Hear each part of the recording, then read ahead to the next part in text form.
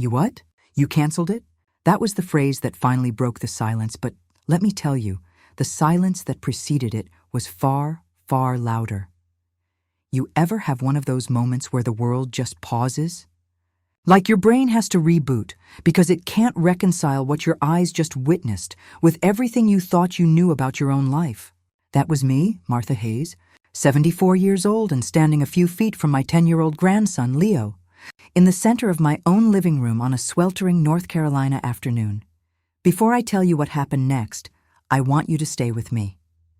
Subscribe if you haven't already, and let me know in the comments where you're watching from. It warms this old heart to know where my words travel. Leo had just slapped me. Not a clumsy little tap, mind you. This was a full, open-palmed, stinging blow that landed so hard my diamond solitaire earring, the one Arthur gave me for our 25th anniversary, actually popped right off my lobe and skittered across the polished wood floor. I felt the heat spread across my cheek first, that sharp, shocking burn that serves as a physical alarm, screaming that a line has been crossed. But the physical pain? That was nothing. The real injury came next, carried on the breeze of my son David's casual indifference. David, my only son, whom I raised single-handedly after Arthur passed, sat there on the velvet chaise lounge, scrolling through his phone. He barely looked up. He just smirked, a nasty little curve of his lip, and chuckled. "He's just being dramatic, Mom," David said, as if this were a light-hearted family sitcom and not pure, gut-wrenching humiliation. "You need to toughen up." And then there was Chloe, my daughter-in-law, the self-appointed high priestess of conscious parenting and social media influence. She clapped her hands together, a small, sharp sound like a door locking, and offered a challenge. "Go on, Martha," she chirped, her voice dripping with mock encouragement. "If you're so tough, hit him back." But you won't. You wouldn't dare upset his flow. I stood there, a 74-year-old woman, frozen in a room filled with expensive, modern furniture that didn't feel like mine, feeling my heart pound like a distressed robin trapped in my chest. I didn't yell. I didn't cry. I didn't move.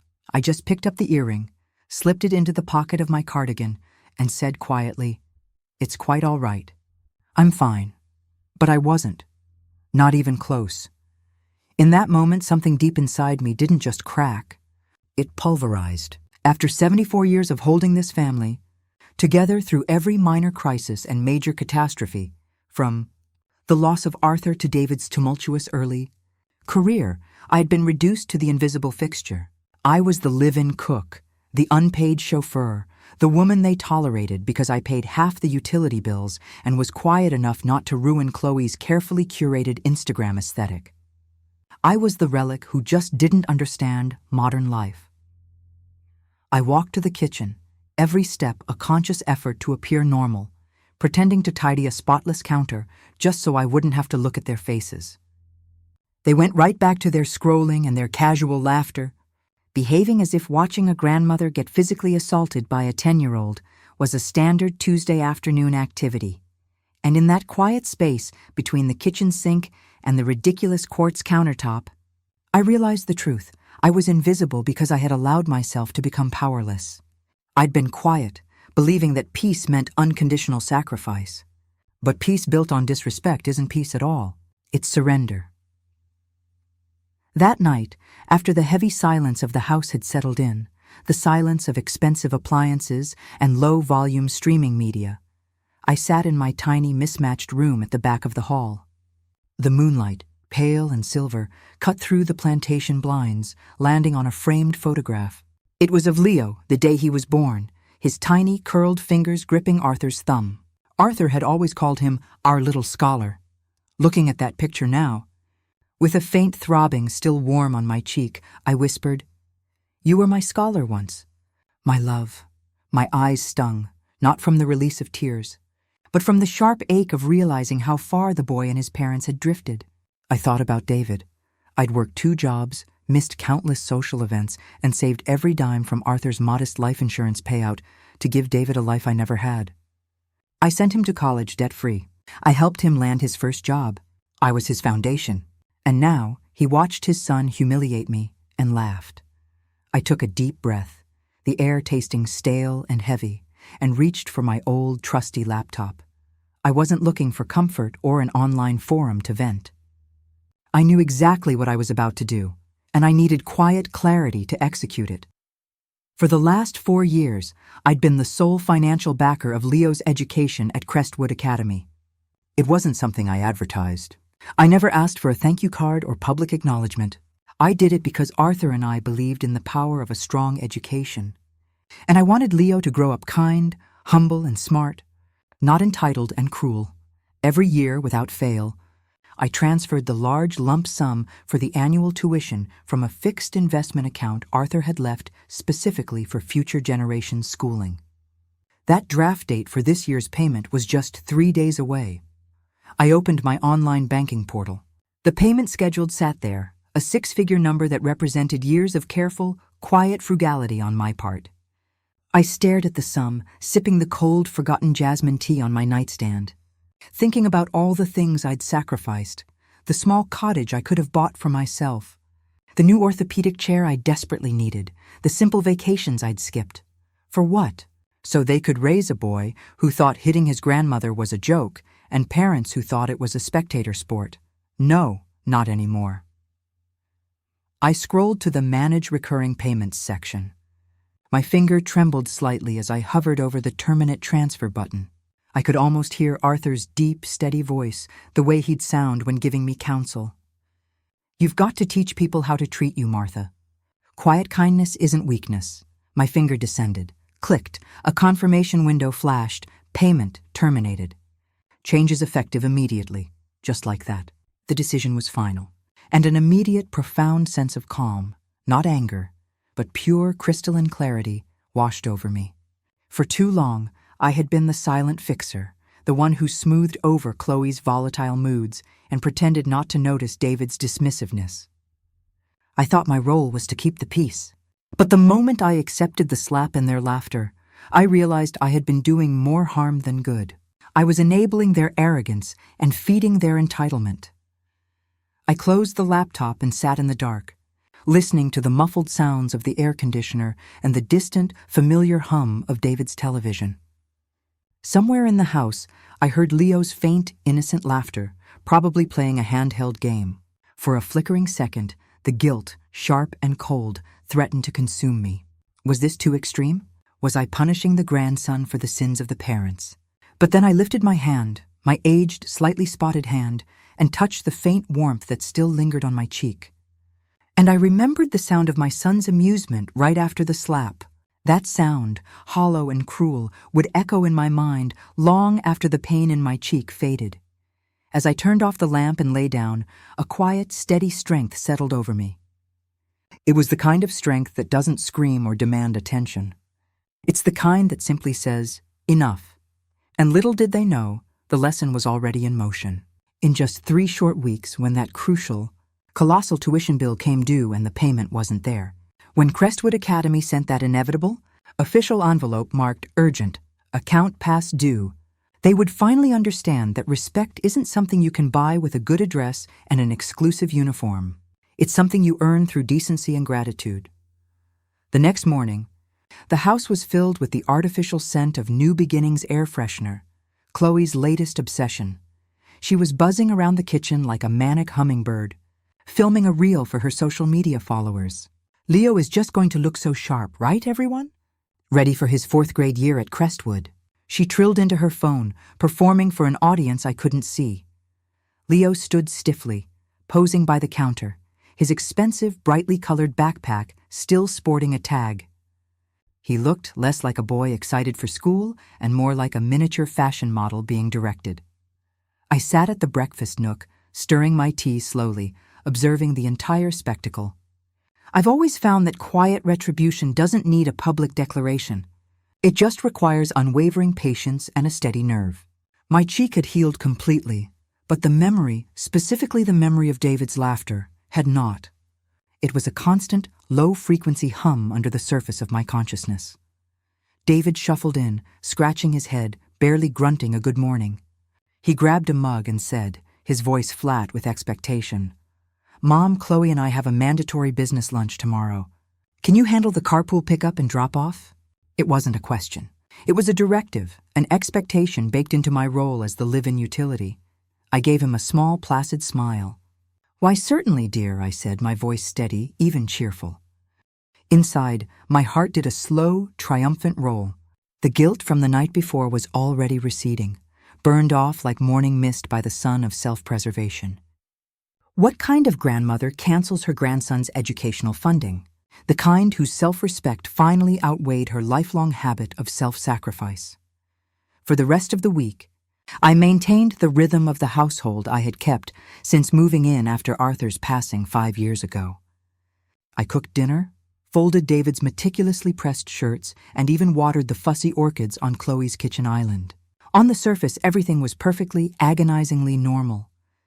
But inside me there was this electric anticipation, the deep calm before a major weather event. The annual tuition I had terminated was now past its due date. Though no one had noticed the quiet failure of the transaction, I knew that crucial envelope, the one bearing the prestigious Crestwood Academy crest, was going to arrive soon. I could almost visualize it, a small white messenger of impending doom, quiet but potent. And when it hit, the subsequent fallout would be deafening. Chloe, of course, remained blissfully oblivious. One morning, while I was folding laundry, she wandered in, talking loudly on her phone to a friend. "Oh, Martha? She's a dear, but honestly, she's just a little out of touch," I heard her say, her voice carrying a smug, conspiratorial tone. "She lives here mostly because, well, she doesn't really have the funds for the kind of maintenance this neighborhood requires, you know? It helps us out, and she gets to be near Leo. It's a transaction, really. David's happy because she keeps the place running quietly." I froze, a freshly starched linen napkin in my hands. "Doesn't really have the funds. It's a transaction." My quiet kindness, my grace, had been completely misinterpreted. They hadn't seen a loving mother who helped.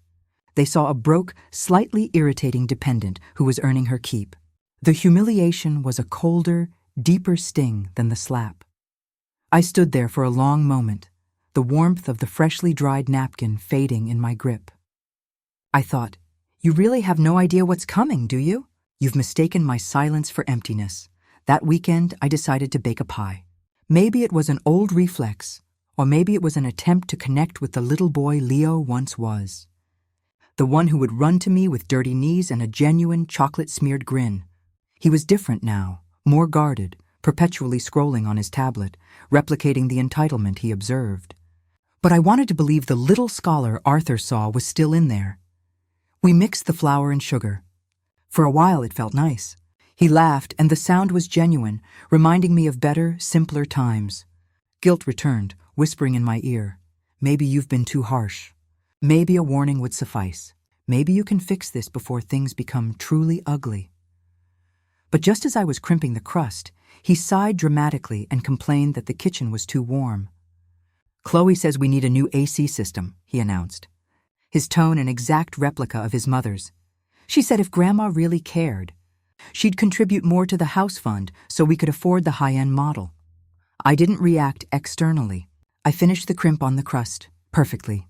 I looked at him and saw not the child, but the puppet. He was just repeating the script he was given. The moment was not about air conditioning. It was about the expectation of endless, unquestioning financial supply. I realized then that this little domestic calm wasn't just arrogance wearing a mask of normalcy. It was a cancer that had metastasized throughout the entire household, poisoning David, Chloe, and now, tragically, Leo. It wasn't about a slap anymore. It was about severing the tie to entitlement and demanding recognition not for my wallet, but for my worth. Over the next few days, I watched them. I studied them. The way Chloe would bark commands at David. The way David would dismiss me without even breaking eye contact. The way Leo had become a miniature version of their self-absorption. One evening, I caught a glimpse of my reflection in the kitchen window as I was washing the last of the dinner dishes. I looked tired, yes, but there was a quiet, almost fierce light in my eyes I hadn't seen since Arthur was alive. Maybe it was the anticipation of the inevitable reckoning, or maybe it was the simple satisfaction of finally choosing myself. The storm was no longer approaching. It was here, hovering just outside the back door. The letter was due any day now, and when it arrived, all their casual cruelty, their mockery, their smug certainty. It would all shatter like a cheaply made vase. I finished the dishes, folded the towel neatly, and smiled into the empty kitchen. They think they know me, I whispered to the stillness. But they have no idea what quiet strength looks like. I went to bed feeling a deep, profound peace.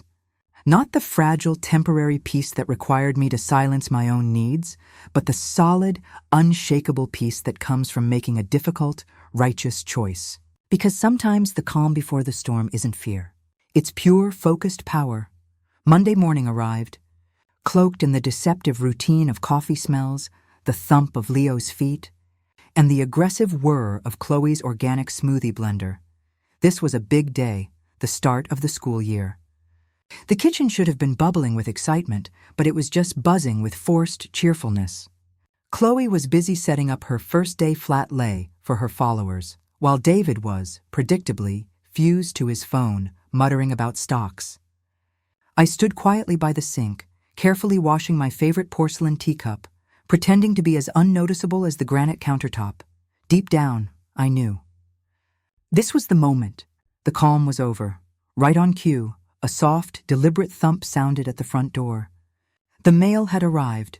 Chloe, her nails freshly manicured, swooped up the stack, riffling through bills and flyers until she saw it, a large, crisp white envelope. The official seal of Crestwood Academy was embossed in the upper left corner. "Oh, it's from the school," she trilled, her voice bubbling with excitement, convinced it was a welcome-back brochure.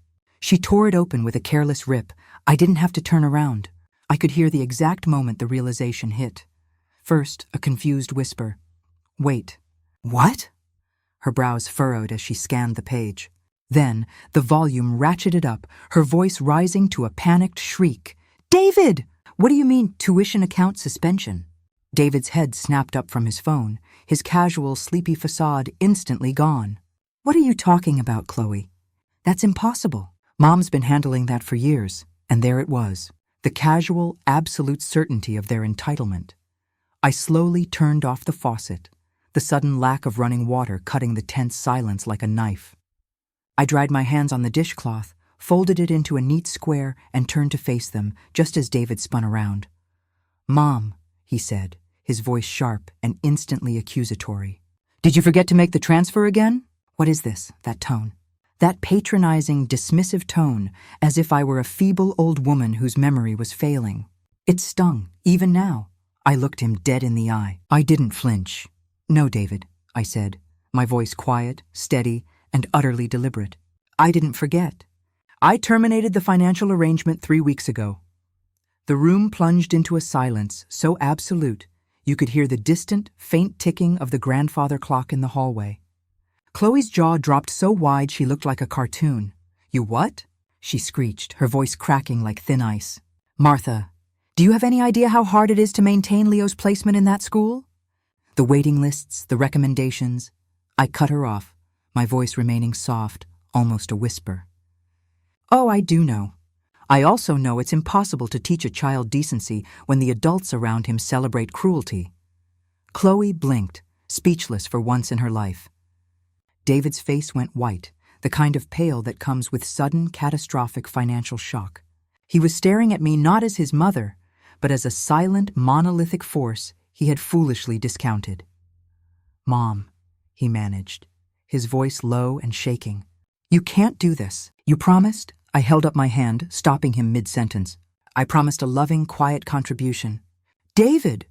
That arrangement was terminated the moment your son slapped me and you both stood there and laughed." He opened his mouth to argue, but I could see the scramble in his eyes, the realization that I had drawn a line that was both invisible and unbreakable.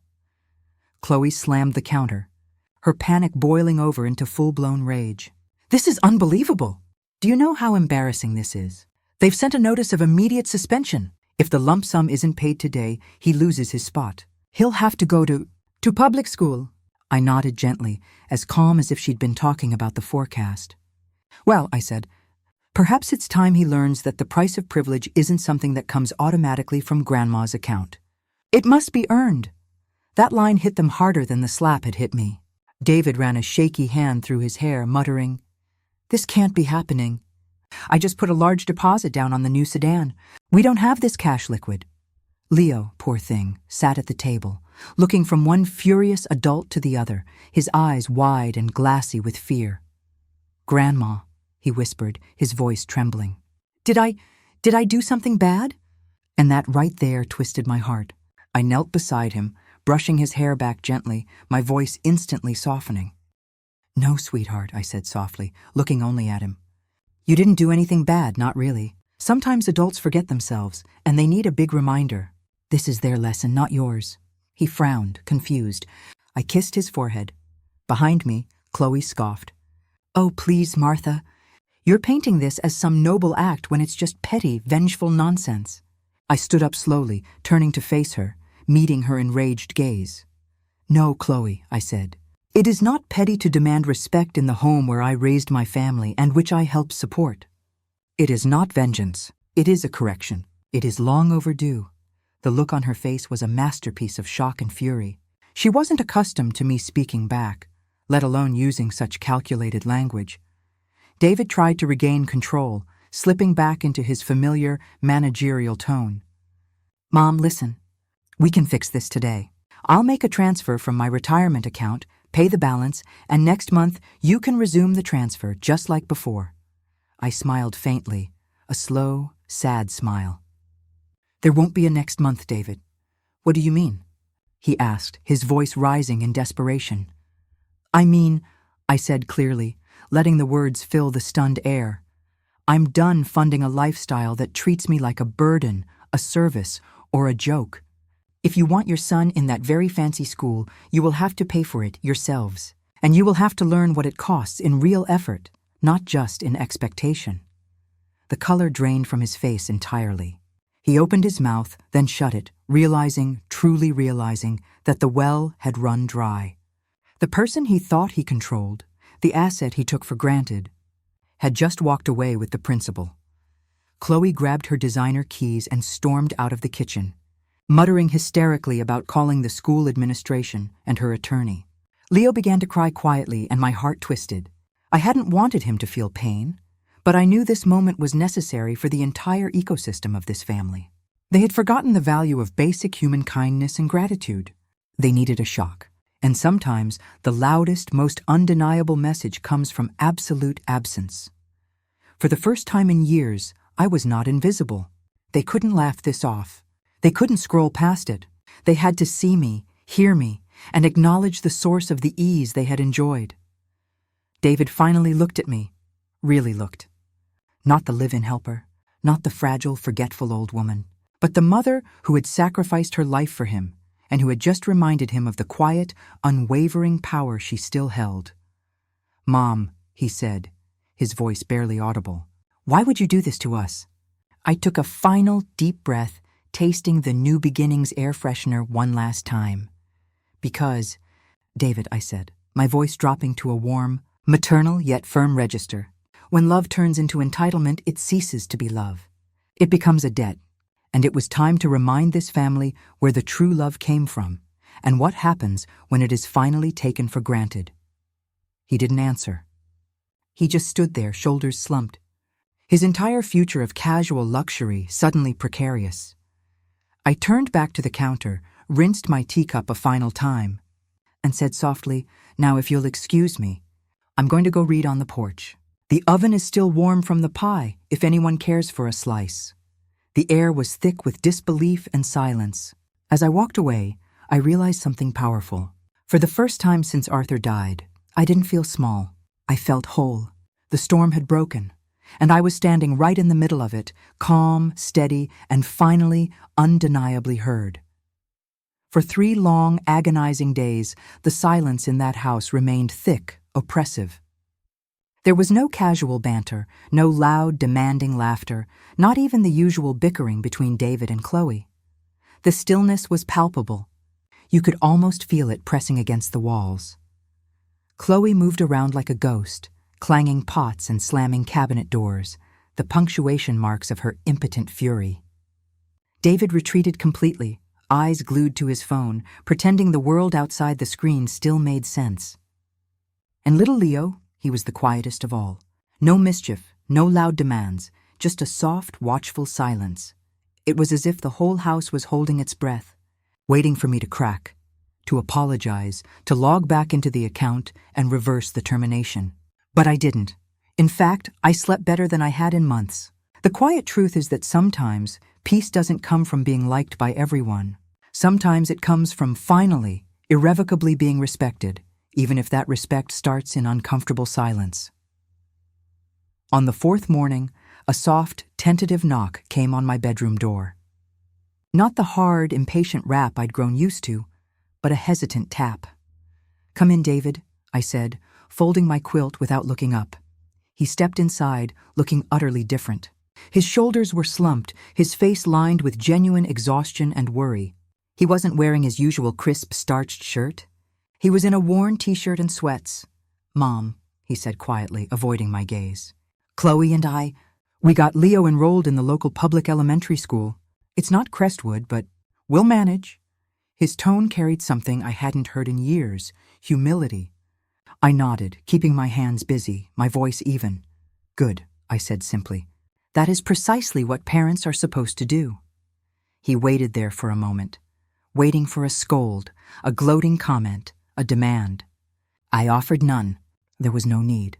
The lesson was already unfolding on its own, delivered by the harsh reality of their own finances. Days bled into weeks, and little by little, the glacial tension in the house began to thaw. I started to notice small, almost imperceptible changes. Leo was the first. Gone were the expensive designer shoes and the backpack that cost more than my first car. He wasn't bragging about private tutors or exclusive field trips.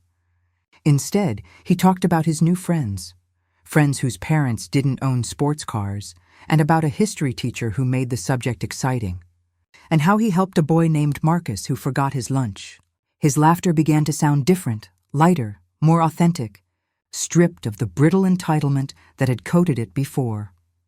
For the first time since the day Arthur had held him, I saw the true little boy, not the miniature consumer shaped by his parents' status anxiety, but the little scholar born from pure love. One rainy afternoon, I was sitting by the window in my room, knitting a throw blanket, when I heard that soft, familiar, hesitant knock again. "Come in, sweetheart," I said. It was Leo, clutching something tightly in his hand, a sheet of construction paper, creased and crumpled from overuse. "Grandma," he said shyly, holding it out. "I made this for you." I took the drawing. It was drawn in bright, messy crayon lines, a picture of the two of us holding hands, standing underneath a great, disproportionately large sun. Across the top, in uneven, careful letters, he had written, "My grandma and me." My throat tightened, a lump forming that was far heavier than any anger I had felt. "It's beautiful, Leo," I whispered. He hesitated, shifting his weight from one foot to the other. Then he looked up, his eyes wide and earnest, and said softly, "I'm sorry I hit you, Grandma." I didn't know it was real trouble. Those 7 little words broke me, and simultaneously they healed me entirely. I set the drawing down and pulled him close, holding him tight, smelling the scent of damp wool and chalk dust that now clung to him. "Thank you." "Baby," I managed, tears slipping silently down my cheeks, blurring my vision of the bright crayon sun. "Now, that is what I call real learning. Because this moment, this genuine, unprompted expression of remorse and empathy was the kind of education no amount of private tuition could ever buy. It wasn't math or science or manners rehearsed for show. It was humility, accountability, and love. As the weeks turned into a new season, Chloe began to soften too. Her voice lost its sharp edge, her glances were less cold and more tired. Perhaps she realized what the cost of her pride had truly been. Perhaps silence, when used as a tool, teaches more effectively than any screaming argument ever could.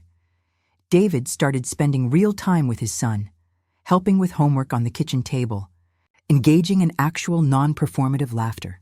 And Leo, my sweet boy, would come sit beside me every morning as I sipped my tea. We talked about his day, about his public school friends, and sometimes we would just sit in quiet, mutual peace. Now, When I look out my window every morning, my hands warming around my teacup, I smile. Not because I won or proved a point about money, but because I finally found peace in my own home. They learned that respect cannot be demanded or paid for. It must be earned through basic human kindness. And sometimes, the greatest, most enduring lesson isn't loud or cruel. It's calm, patient, and wrapped in the kind of strategic silence that speaks louder than words ever could.